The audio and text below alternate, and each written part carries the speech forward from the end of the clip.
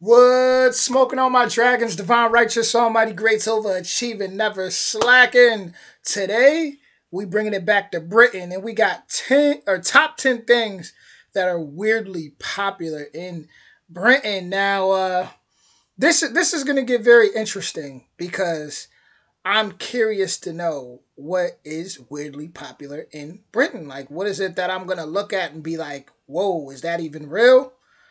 We about to we about to find out right now. Original link in the description. I'm sorry, guys. I just have so much fun with these videos. I really do. But here we go. Let's dive in. This goes way beyond Toad in the Hole. Welcome to Watch Mojo UK, and today we're counting down our picks for the top 10 things that are weirdly popular in Britain. Before we begin, we publish new content every day, so be sure to subscribe to our channel and ring the bell to get notified about our latest Definitely show them some love. Original link is in the description. Videos. For this list, we'll be looking at things that are popular in Britain but can appear unusual to those from afar. As the saying goes, one man's trash is another man's treasure. What may be commonplace on our shores can seem peculiar if not downright unacceptable to other cultures. Number 10. Mixing up the metric system.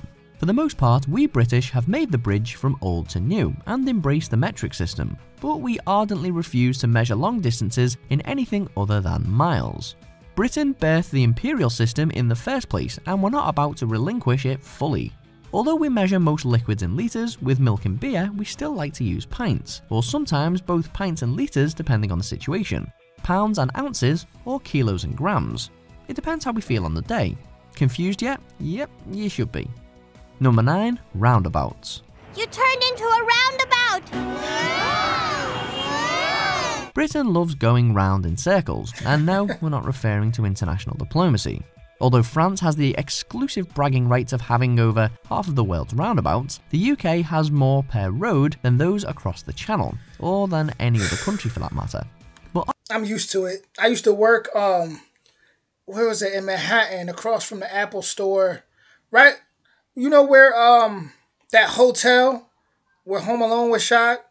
I used to work in that area. So, if you know that big round circle in New York City, that big round circle right by Central Park, was it Columbus Circle or something like that? Is that it? I'm not sure if that's it. I literally forgot what it's called, but I'm used to that roundabout. You know, I think it's pretty cool, personally. I do. Are they really so necessary? Everyone else manages to avoid Blues Brothers style pile-ups without them. Perhaps they're just a long-standing joke made by British road designers, or an elaborate excuse to bust out the spirograph they got for Christmas last. Number 8. Cheeky Nando's. It's Friday night and we're all feeling a bit peckish, lads. You know what that means? A cheeky Nando's. Said no one outside of Britain ever. Sure, Nando's restaurants can be found worldwide, but the chain has basically become a British institution. Just compare the UK's 280 plus branches to the much bigger USA's only 40 outlets. When you're a bit tired of Sunday roasts and fish and chips, some Portuguese style chicken dishes are the obvious alternative.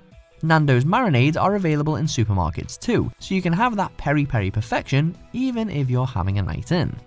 Number 7. The Garden Shed. Inhabitants of more spacious nations may simply store their lawnmowers and other gardening equipment in their garages and such. But in the UK, every square metre, or that is every square foot, counts, and a shed at the end of the garden can be highly practical. In addition to the norm, however, some residents have decided to pimp out their sheds, even adding some homemade bars, art studios, or So far, I haven't found any of this to be, like, too weird at all. Surprised me. I'm not surprised yet. saunas to them. If that wasn't extravagant enough, the phenomenon has been rewarded with a Shed of the Year competition. Number 6. Public drunkenness. We may be admired by the rest of the world for our many traditional English pubs, but with a lot of drinkeries comes a lot of drunkenness. And traditionally enough, we Brits have seemingly no shame in getting unabashedly intoxicated in public, particularly when there's a World Cup on. In fact, any sporting event with Americans is not finding that weird. I don't know about the rest of the world, but Americans is not finding that weird at all, because they do the same thing. will do just fine. Cricket, rugby, darts, the list goes on, with the crowds getting merrier and merrier. And that's not to mention music festivals, or royal weddings, or every lunch break at work. Number 5. The downstairs toilet. Okay, the lunch break at work might be a little wild, but listen, I'll tell you this much. You in the US, you work in the US, people gonna be on all type of stuff at work. So the drinking part ain't gonna be too much of a surprise. Not only are downstairs toilets untraditional in most places outside the UK, they're often not even referred to as toilets at all. Apparently, going to the bathroom is the more polite substitute for when one's in need of the lavatory. It's easily lost in translation for an outsider in Britain though, as the so-called downstairs bathroom, as in toilet, doesn't usually include the supposedly expected tub and shower. But beyond that, the downstairs loo is actually seen as an ultra convenience in the UK. See, that's what gets me more than anything, the loo. The loo. That's what would throw me off. Like, you need to use the loo? You need to use the loo? Like, that would definitely get me. Yeah, the loo got me. But honestly, I don't mind using the bathroom downstairs at all. Negating the need to climb the stairs every time you need to go. Number 4. Football stickers. Wait a minute. Run that back. Downstairs loo is actually seen as an ultra convenience in the UK, negating the need to climb the stairs every time you need to go. Number 4. Football stickers. Why collect stamps and have all those images of the Queen in a scrapbook? I'm still confused a little bit about that loo stuff, honestly. Like, the downstairs toilet. When you can compile football stickers and have the likes of John Joe Shelby smiling out at you against a super shiny background. And if you don't have the album at hand, you can stick your favourite player on anything. The possibilities are endless. Many a football fan grew up desperately trying to complete their Premier League sticker albums. There were always seemed you were one David Seaman away from victory. It's a rite of passage, but it does get a little weird when grown adults shell out hundreds for that Derby County left-back they desperately need.